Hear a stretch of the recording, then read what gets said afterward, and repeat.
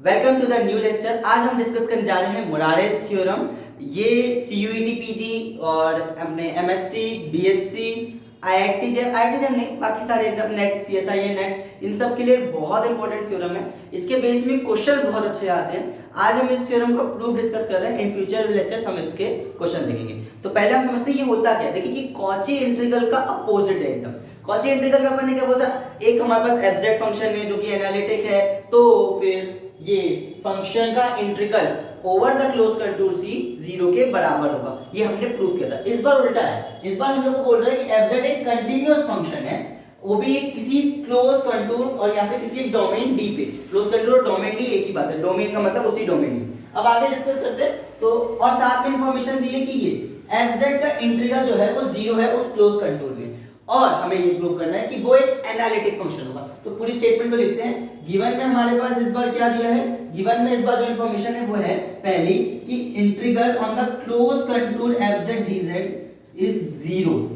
ठीक है, ये मेन इंफॉर्मेशन है। उसके अलावा ये कंटीन्यूअस है, क्लोज है, ये सब सारी बातें दी हुई है। अब आते हैं सेकंड में, हमें टू प्रूफ की बात करते हैं। हमें ये चीज साबित करनी है कि fz जो है वो एनालिटिक है। fz is analytic.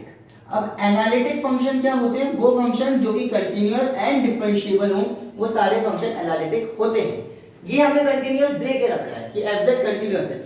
हमें सिर्फ ये प्रूव करना है कि fz डिफरेंशिएबल भी है। अगर ये साबित कर दिया तो वो एनालिटिक हो जाएगा।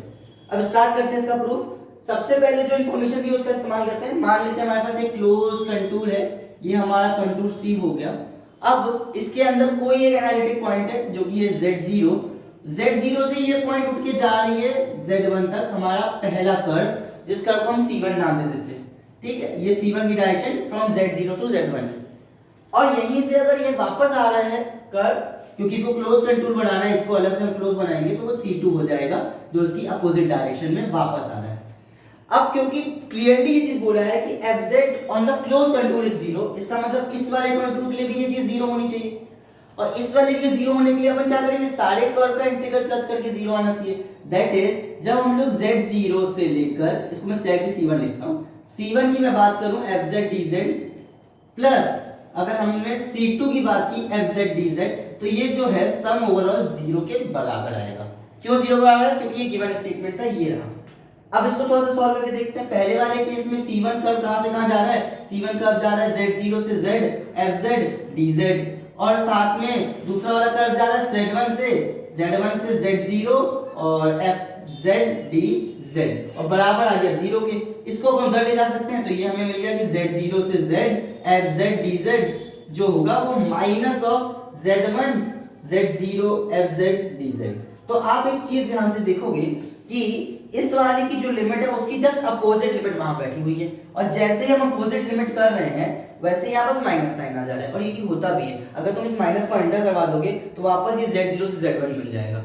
और इस इंफॉर्मेशन से हमें एक चीज पता चली कि जितने भी हम इसके अंदर क्लोज कंटूर, जितने भी हम इस कंटूर के अंदर फंक्शन ले रहे हैं, उसका इंटीग्रल ऑन द कर्व हमेशा एक इंडिपेंडेंट वैल्यू आएगा, एक अलग वैल्यू, फिक्स वैल्यू आएगा, इंडिपेंडेंट वैल्यू आएगा। इंडिपेंडेंट वैल्यू कैसे, अब बात को समझो। ये और ये वैल्यू सेम है, इसका मतलब कि जितने भी मैं पाथ बनाऊंगा, अगर मैंने यहाँ से एक एक्स्ट्रा पाथ बनाया तो इसके लिए एक अलग कंटूर क्लोज बनेगा, और ये भी वही सेम वैल्यू दे देगा। अगर मैं C3 C4 को नाम दे दूं तो ये भी सेम इस तरह का हमें एक इक्वेशन देगा, जिसमें जाने वाली वेव और आने वाली बराबर होंगी हर बार। तो इससे हम एक बात क्लियर कह सकते हैं कि ये आने वाले जाने वाले पाथ पे डिपेंड कर ही नहीं रहा, ये डिपेंड कर रहा है यहाँ फर्स्ट पॉइंट और एंड पॉइंट पे। और जब कोई चीज फर्स्ट और एंड पॉइंट पे डिपेंड करती है, पाथ पे डिपेंड नहीं करती, तो इसे इंडिपेंडेंट पाथ बोलते हैं। तो मुझे ये बात समझ में आ गई है कि fz dz जो होने वाला है on z0 to z1 is an independent function. ये हमारा कैसा हो रहा है, इंडिपेंडेंट। अब एक काम करते हैं, इस इंडिपेंडेंट फंक्शन को हम लोग कुछ मान लेते हैं, कैपिटल fz मान लेते हैं। ठीक है, हमने कैपिटल fz मान लिया। इस कैपिटल fz को हम लोग इंटीग्रल ये दिखा डिफरेंशिएबल दिखा देते हैं, तो उससे ये भी साबित हो जाएगा कि ये भी हमारा एक एनालिटिक फंक्शन है। एनालिटिक के लिए इतना समझो, एनालिटिक कंडीशन केवल इतनी है कि डिफरेंशिएबल होना चाहिए। तो हमारा टारगेट क्या है, हमारा मेन टारगेट है इसको एनालिटिक दिखाना। इसको एनालिटिक दिखाना मतलब ये एक किसी ऐसे फंक्शन के बराबर हो जाए जो कि डिफरेंशिएबल हो, तो ये बात क्लियर हो जाएगी। हमने इसको fz के बराबर मान लिया, हमने इसको ये चीज कंसीडर कर ली है कि ये हमारा z0 से z fz dz के बराबर है। अगर ये डिफरेंशिएबल हो गया तो ये भी तो डिफरेंशिएबल हो जाएगा, और ये अगर एनालिटिक हो गया तो ये भी एनालिटिक हो जाएगा। तो हमारा मेन टारगेट है इसको एनालिटिक दिखाना। अगर ये एनालिटिक होगा तो ये भी एनालिटिक होगा। इसको एनालिटिक दिखाना मतलब इसका डिफरेंशिएशन एग्जिस्ट करना चाहिए। तो इसका डिफरेंशिएशन अगर इसके बराबर आ गया तो बस हमारा टारगेट हो जाएगा अचीव। लेट्स गो, चेक करते कैसे आएगा ये चीज, तो देखते हैं, समझते हैं, आइए। तो अभी तक हम क्या कर रहे हैं उसको पहले देखते हैं। हमने ये कंसीडर किया है, we have already considered that fz जो होने वाला है वो z0 से z fz dz के बराबर होगा। अब देखो क्योंकि हर जगह z z z हो रहा है तो मैं एक काम कर रहा हूँ, बस यहाँ पर और यहाँ पर फंक्शन बदल रहा हूँ। वेरिएबल बदल सकते हैं अपन, ये बात क्लास 11 से देखते आ रहे हैं, तो मैंने बस वेरिएबल्स को बदल दिया है, बाकी इंटीग्रल करने में वही चीज आएगी। अब इस चर फंक्शन को थोड़ा सा अपन डायग्राम में देखते हैं। अगर हमारे पास एनालिटिक फंक्शन है जो z0 से z पे जा रहा है, तो यहाँ पर हम लोग को इसको दिखाना है एक इसको डिफरेंशिएशन के फॉर्म में चेंज करना है। तो डिफरेंशिएशन का फॉर्म आपको पता है क्या होता है, z plus h plus minus fz upon h limit h tends to 0, ये हमारा f डैश z के बराबर होता है। तो हमें एक वेरिएबल z के फॉर्म में और एक z प्लस h के फॉर्म में लाना पड़ेगा। तो हम एक पॉइंट यहाँ कंसीडर कर लेते हैं z प्लस h, और अब हम लोग अपना टारगेट अचीव कर पाएंगे क्योंकि अब हमें दोनों चीज हमें मिल जाएगी। fz हम लोग के पास कैपिटल fz आ चुका है, हम z प्लस h की वैल्यू निकाल देते हैं। तो fz प्लस h का हो क्या होगा, जब हमारा इंटीग्रल z0 से z प्लस h तक चल के जाए किस पे, ft dt में। ft dt क्यों लिया है, बस वेरिएबल है तो dt हम ले ही सकते हैं, बाकी फंक्शन क्यों लिया वो आपको क्लियर हो गए। अब देखते हैं इसको वापस आगे। नाउ हमारा जो टारगेट है वो इन दोनों को माइनस करने के बाद आने वाला है, तो लेट्स सबट्रैक्ट दैट। तो fzh plus minus fz for second और ये फर्स्ट, हमने क्या किया है सेकंड से फर्स्ट को माइनस किया, ये आ गया हमारा integral from z0 to z plus h, z0 to z plus h ft dt minus z0 से z f dz dt और यहाँ पे भी dt। अब हम लोग का जो टारगेट है हम उसको अचीव करने के लिए एक स्टेप आगे आते हैं, हम लोग को इसको सॉल्व करना पड़ेगा पहले तो, और इधर भी देखते हैं।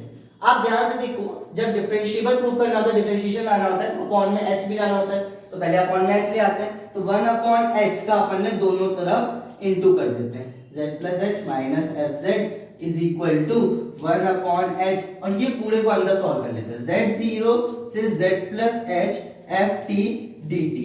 अब यहाँ अगर ध्यान से देखो तो ये माइनस लगा हुआ है और यहाँ z0 z0 और z है, तो अपने को पता है माइनस a टू b जो होता है वो एक्चुअली में b टू a होता है।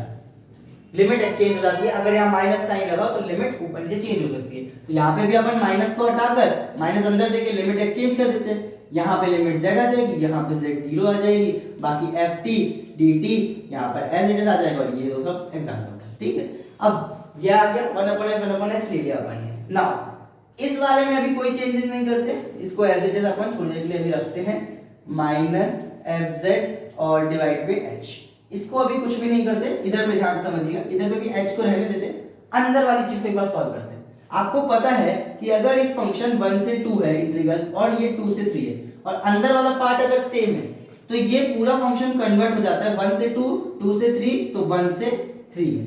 तो ये कन्वर्ट हम अभी कर लेते हैं अपने साथ, हम यहीं पर इस कन्वर्ट करते हैं। अगर z से z0 जा रहा है और z0 से z प्लस h जा रहा है तो ये हमारा पूरा कन्वर्ट हो जाएगा एक सिंगल इंटीग्रल में, और वो सिंगल इंटीग्रल क्या होगा, z से z plus h ft dt, ये हमारे पास आ गया। नाउ जो चीज हमें इसको इक्वल में लाना है, हमें क्या टारगेट था, हमारा टारगेट है f dash z is equal to fz। तो हम fz दोनों तरफ क्या करते हैं, माइनस कर लेते हैं, ऐड कर लेते हैं। ठीक है, तो अब हम लोग सॉरी माइनस कर लेते हैं, दोनों तरफ में हम fz को माइनस कर लेते हैं। तो आइए capital fzh minus capital fz upon में h माइनस स्मॉल fz, ये हमारा यहाँ से पूरा रेडी हो गया। अब इधर पे भी यही चीज करेंगे, 1/h यहाँ पर है, z से z प्लस h यहाँ पर है F T D T minus हम क्या कर रहे हैं small F Z. Small F Z की वैल्यू क्या होगी वो हमें अब निकालना पड़ेगा। तो पहले हम एक काम करते हैं, स्मॉल इसकी वैल्यू पहले निकाल लेते हैं थोड़ा सा, क्योंकि ये बिना निकाले हम नहीं आगे बढ़ पाएंगे। तो स्मॉल एफ जेड की वैल्यू क्या होगी, आप अगर कंसीडर करो एफ 1/h z से z प्लस h लिखा हुआ तो z प्लस z की लेते हैं, और एफ जेड डी टी इसकी वैल्यू निकाल के देखते हैं। इसकी वैल्यू से हमें इसकी वैल्यू मिल जाएगी, तो हम ये वैल्यू निकाल के देखते हैं। अगर इसको सॉल्व करोगे तो 1/h एज इट इज रहेगा, fz एक कांस्टेंट फंक्शन है dt के रिस्पेक्ट में, तो fz बाहर आ जाएगा और बचेगा z प्लस zh और ये बचा dt। इसको और सॉल्व करोगे तो 1/h fz बाहर बैठा हुआ है, इसको कोई मतलब नहीं है, अंदर बचेगा dt और t के साथ आ जाएगी लिमिट z प्लस h। इसको और सॉल्व करोगे 1/h fz एज यूजुअल बाहर बैठा हुआ है, लिमिट अंदर पुट करेंगे तो z plus h minus z cut गया और ये h इससे कट गया, तो बचेगा क्या केवल fz। तो इसको सॉल्व करने पे हमें पता चल गया कि fz की हकीकत वैल्यू कितनी है 1/h z से z plus h fz dt। तो ये लिमिट की जो वैल्यू आई है fz की जो वैल्यू आई है वो उठाकर हम यहाँ रख देते हैं। तो ये रखने पे हो जाएगा 1/h z से z plus h ft dt minus 1/h z से z प्लस h fz और dt। अब अगर ध्यान से देखो तो limit same dt same 1/h same, तो ये दो कॉमन ले लेंगे और लेट्स सी आगे क्या होता है। तो इस तरफ वाला पूरा एज इट इज है, इस तरफ वाले को कुछ भी नहीं कर रहे, इस तरफ वाला जो राइट हैंड साइड है उसको सॉल्व करते हैं। इन दोनों में कॉमन क्या है 1/h पूरा कॉमन है, और ये चीज में भी ये पूरा कॉमन है z प्लस h। अंदर बच क्या रहा है स्मॉल ft, स्मॉल में ft माइनस स्मॉल में fz और पूरे ब्रैकेट के बाहर फंक्शन dt। ठीक है, तो यहां तक हमारी स्टेप पहुंच चुकी है और अब इसके आगे देखते हैं क्या करना है। ओके, सो नाउ हम ये स्टेप तक पहुंच चुके थे taking mode on both side. हम अब दोनों तरफ क्या ले रहे हैं मॉड ले रहे हैं। मॉड लेने पे क्या आएगा वो देखते हैं, F Z plus H minus capital F Z upon H minus F Z और ये पूरे का मॉड, इसका भी मॉड आ जाएगा पूरा 1/h z प्लस h और ft माइनस fz और ये ब्रैकेट के अंदर dz और ये मॉड।